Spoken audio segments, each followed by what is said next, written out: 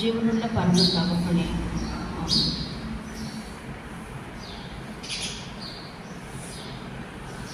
இந்த தபசு நாளுக்கென்று தியானிக்கப்படியாக எடுத்துக்கொள்ளப்பட்ட வேத பகுதி யோசுவா 1ஆம் அதிகாரம் வசனங்கள் 6 9 முடிய. பலம் கொண்டு திடமனதாயிரு, இந்த ஜனத்தின் பிதாக்களுக்கு நான் கொடுப்பேன் என்று ஆணையிட்ட தேசத்தை நீ இவர்களுக்கு பங்கிடுவாய்.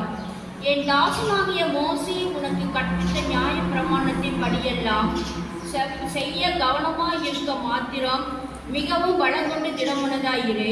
நீ போகும் இடமெல்லாம் புத்திமானாய் நடந்து கொள்ளும்படிக்கு அதை விட்டு வலது இடதுபுறம் விலகாதிருப்பாயாக. இந்த நியாயப்பிரமாண புஸ்தகம் உன் வாயை விட்டு பிரியாதிருப்பதாக. இதில் எழுதியிருக்கிறவர்களின் படியெல்லாம் நீ செய்ய கவனமாக இருக்கும்படி இரவும் பகலும் அதை தியானித்துக் கொண்டிருப்பாயாக. அப்பொழுது நீ உன் வழியை வாய்க்க பண்ணுவாய், அப்பொழுது புத்திமானாயும் நடந்து கொள்ளுவாய். நான் உனக்கு கட்டளையிடவில்லையா? பலம் கொண்டு திடமனதாயிரு, திகையாதே, கலங்காதே.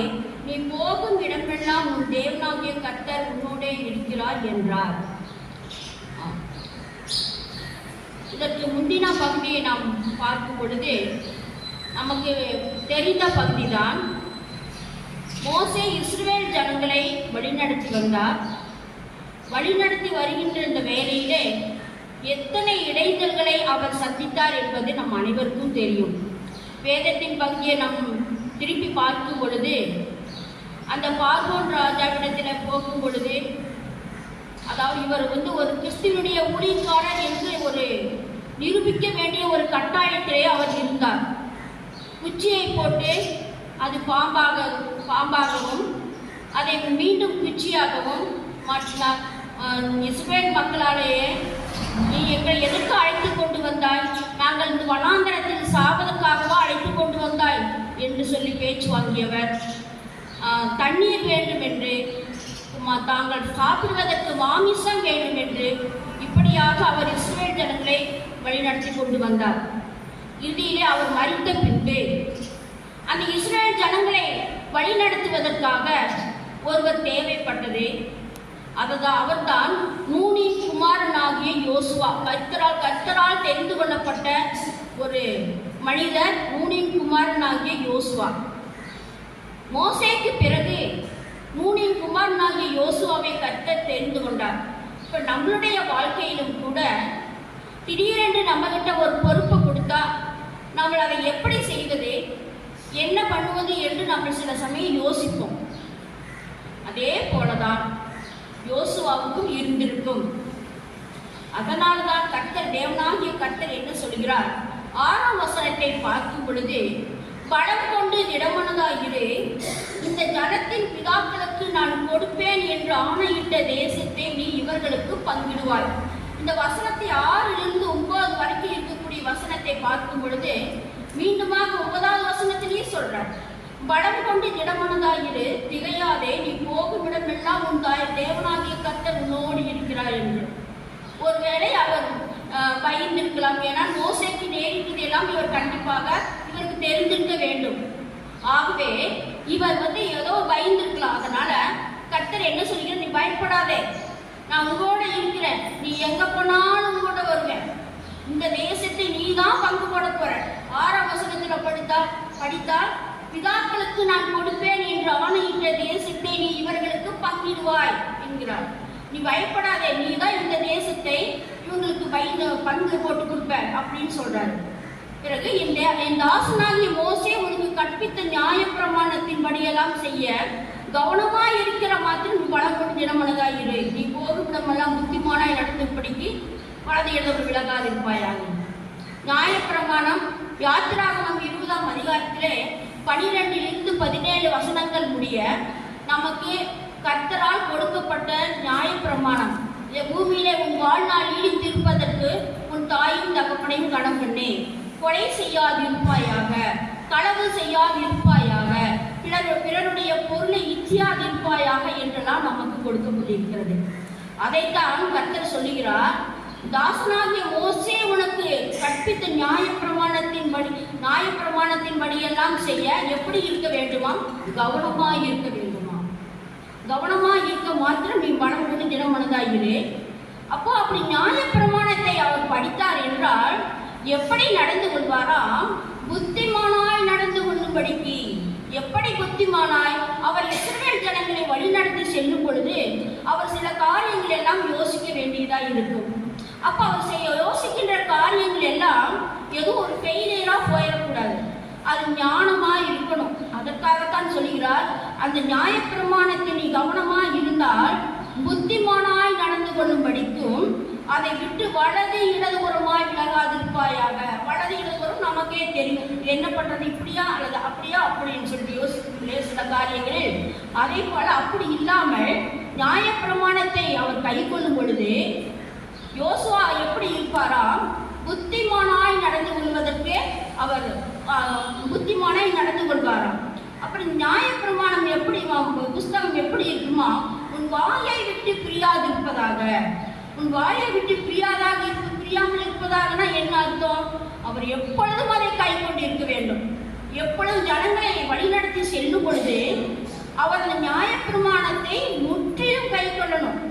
பிறகு இதை எழுதி இருக்கிறது எல்லாம் நீ செய்ய கவனமாய் இருக்கும்படி இரவும் பகலும் அதை தியானித்துக் கொண்டிருப்பாயாக.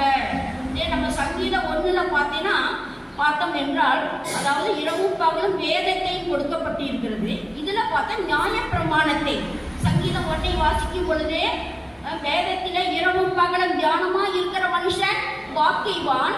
அவன் ஈக்கால்கள் ஓரமாய் நடப்பட்டு தன் காலத்தில் தன் கனியை தந்து இலையுதிராமல் இருக்கிற மரத்தை போல் இருப்பான். அவன் செய்வதெல்லாம் வாய்க்கும். இந்த கடைசி வசனத்தை பார்த்தால் அவன் செய்வதெல்லாம் வாய்க்கும். எப்பொழுது? வேதத்தில இரவும் பகலும் தியானமாய் இருக்கும் பொழுது. ஆனால் இங்கே என்ன கூறப்பட்டிருக்கிறது? நியாயப்பிரமாணத்தை மோசே கொடுத்த அந்த 10 கட்டளையில நியாயப்பிரமாணத்தை அவர் ஃபாலோ பண்ணும்போது, தியானிக்கும் பொழுது எப்படி இருக்கும்? உன் வழியை வாய்க்க பண்ணுவாய், அப்பொழுது புத்திமானாய் நடந்து கொள்வாய். மேல 7வது வசனத்துல பார்த்தீங்கன்னா புத்திமானாய் நடந்து கொள்வாய் மட்டும் சொல்லி இருக்கிறார். 8வது வசனத்துல பார்த்தா நீ உன் வழியை வாய்க்க பண்ணுவாய் என்று சொல்லி இருக்கிறது. புத்திமானாய் நடந்து கொள்வாய், வழியை வாய்க்க பண்ணுவாய்னு எப்படி? இவர் அந்த இஸ்ரவேல் ஜனங்களை வழிநடத்தி செல்லும் பொழுது இவர் பல காரியங்களை திட்டமிட்டு இருக்கலாம்.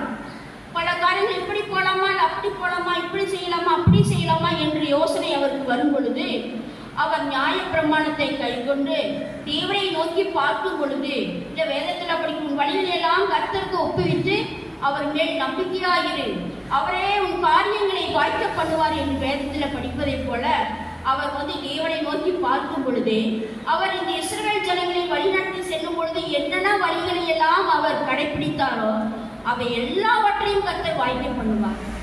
அந்த அவர் என்னென்ன வழிகளெல்லாம் கை கொண்டாரோ, என்னென்ன யோசனைகள் எல்லாம் செய்தாரோ அவை எல்லாவற்றையும் ஒரு புத்திமானாய் நடக்கும்படிக்கு அவருடைய வழிகளெல்லாம் அவர் வாய்க்கப்படுவார். 9வது வசனத்தில் எடுத்தோமானால், நான் உனக்கு கட்டளையிடவில்லையா?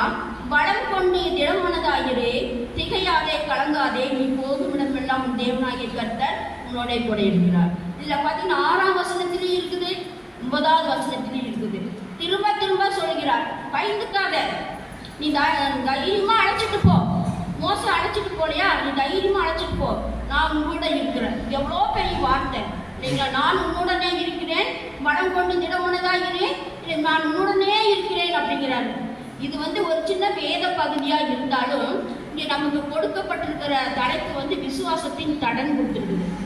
உண்மையிலேயே இவருக்கு மோசே எப்படியெல்லாம் அந்த ஜனங்களை வழிநடத்தி செல்லும்போது அந்த இஸ்ரவேல் ஜனங்களால எப்படியெல்லாம் ஒரு கஷ்டப்பட்டார் மீன்ஸ் எங்களை கூட்டிகிட்டு வந்தார், எங்களுக்கு தண்ணி இல்லை, எங்களுக்கு கறி வேணும், இப்படியெல்லாம் சொல்லி இவர் போய் ஒவ்வொரு நாளும் ஏசாமிட்ட போய் நின்னாரு.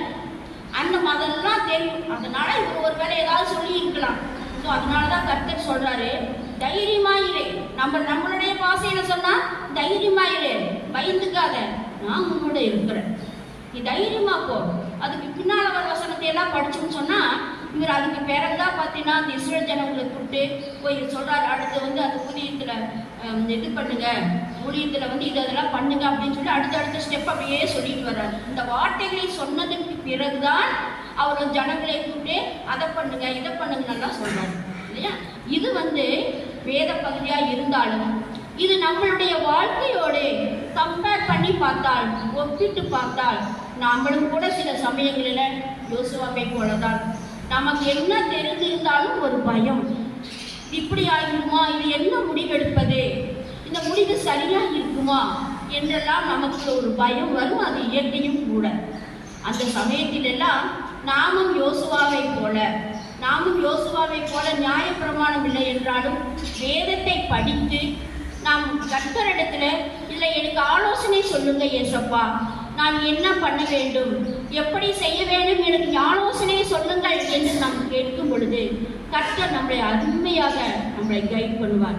இந்த 6-9 வசனங்களை நாம் சிந்தித்து பார்க்கும் பொழுது இது பார்த்தா இவர் அந்த இஸ்ரவேல் ஜனங்களை வழிநடத்தி செல்வதற்கு முன்பாக அது எனக்கு தோன்றியதை நான் சொல்கிறேன். செய்வதற்கு முன்பாக 6-9 படிக்கும் பொழுது இது கர்த்தர் வந்து யோசுவாவுக்கு கொடுக்கக்கூடிய ஒரு அட்வைஸ் அப்படின்னு கூட எடுத்துக்கலாம். ஸோ கர்த்தர் யோசுவாவோடு கூட இருந்து இவ்வாறாக வழிநடத்தின தேவன் நம்மளுடைய வாழ்க்கையிலும் நம் கர்த்தரை தேடினால் அவர் தென்படுவார், அவரை விட்டால் அவரும் நம்மை விட்டு விடுவார் என்று நம்ம 4ஆம் படிப்பதை போல இந்த தபசு நாட்களில் யோசுவாவை போல நாமளும் கர்த்தரோடு கூட இருந்து கர்த்தரிடத்தில் ஆலோசனை கேட்டு புத்திமானாய் நடந்து கொள்ள கர்த்தர் நமக்கு உதவி செய்வாராக. ஆமென்.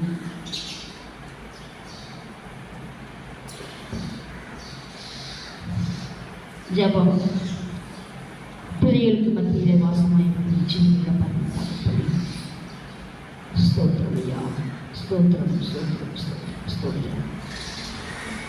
பரிசுத்த ஆவியானவரே மத்தியிலே நீங்கள் எங்கே நாமத்தினாலே 2-3 பேர் கூடியிருக்கிறீர்கள் மத்தியிலே வருகிறேன் வாழ்ந்திருப்பதனை எனக்கு உதவி செய்யுமையா. ஆமாண்டவரே, அழைக்கப்பட்டவர்கள் அநேகர், தெரிந்து கொள்ளப்பட்டவர்களோ சிலர் என்று வேத வாக்கியத்தில் நாங்கள் படிக்கிறோம். தெரிந்து கொள்ளப்பட்ட மக்களாய் நாங்கள் அமர்ந்திருக்கிறோம். இயேசு சுவாமி எங்கள் மத்தியிலே விரும்புவார். எங்கள் இருதயத்தின் எண்ணங்கள் சிந்தனைகள் எல்லாவற்றையும் நீர் அறிந்திருக்கிறேன். சங்கீதம் 139 படி இயேசப்பா, வாகனத்தில் சென்று நாங்கள் படுக்கை போட்டாலும் நீர் அங்கேயும் இருக்கிறீர் என்று நாங்கள் வேதத்தில் படிக்கிறோம். எங்கள் தாயின் கருவியை தெரிந்து கொண்டவராக இருக்கிறேன் என்று வேதத்தில் படிக்கிறோம். இயேசு சுவாமி ஆமாண்டவரே, எங்கள் தேவைகள் எல்லாவற்றையும் நாங்கள் சொல்வதற்கு முன்னதாகவே நீங்கள் அறிந்திருக்கிறேன். எங்கள் தேவைகள் எல்லாவற்றையும் ஏற்ற காலத்தில் நீங்கள் நிறைவேற்றக்கூடியவராக இருக்கிறேன். நன்றி இயேசு சுவாமி, நன்றி ஐயா. எங்களிடத்தில் இருக்கக்கூடிய எல்லா பலவீனங்கள், சுகவீனங்கள் மற்ற எல்லா காரியத்தையும் உங்களுடைய சமூகத்தில் வைக்கிறோம். நானே உன் பரிகாரியாகிய கர்த்தர் என்று சொன்ன தேவன், எங்களுக்கு நீர் நல்ல ஒரு பரிகாரியாக இருந்து எங்களுக்கு பலவீனம் ஏற்படக்கூடிய நேரங்களில் எல்லாம் எனக்கு நல்ல பலத்தை தாரும். அதே போல் ஆண்டவரே, யோசுவாய் பார்த்து நீர் சொல்லியிருக்கிறீரே, நீ புத்திமானாய் நடந்து கொள்ளும்படிக்கு ஆண்டவரே அந்த நியாயப்பிரமாணத்தை கை கொள்ளும்படியாய் நீர் கூறியிருக்கிறேன்.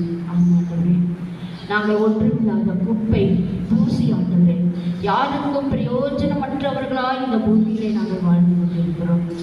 ஆமாப்பா, நாங்கள் புத்திமானாய் நடந்து கொள்வதற்கு எங்களுக்கு வேணும். இயேசு சுவாமி, உங்களுடைய ஆலோசனை எங்களுக்கு வேணும். நீங்கள் எங்களோடு கூட இருக்க வேண்டும். இயேசு சுவாமி ஆமாண்டவரே, புத்திமானாய் மட்டுமல்ல ஆண்டவரே, நாங்கள் செய்யக்கூடிய காரியங்கள் எல்லாம் எங்களுக்கு வாய்க்க வேண்டும். அப்பா, எங்களுக்கு சங்கீதம் 1 ஆண்டவரே, இரவும் பகலும் வேதத்தை தியானம் பண்ணுகிற மனுஷன் பாக்கியவான் என்று சொல்லியிருக்கிறேன். அவர் செய்வதெல்லாம் வாய்க்கும். ஆமாப்பா ஏசப்பா, நாங்கள் உங்களை நோக்கி பார்க்கிறோம். உங்கள் வேதத்தை நாங்கள் தியானிக்கிறோம். எங்களுடைய ஆவிக்குரிய கண்களை நீர் திறந்தருள வேண்டுமாய் செபிக்கிறோம்.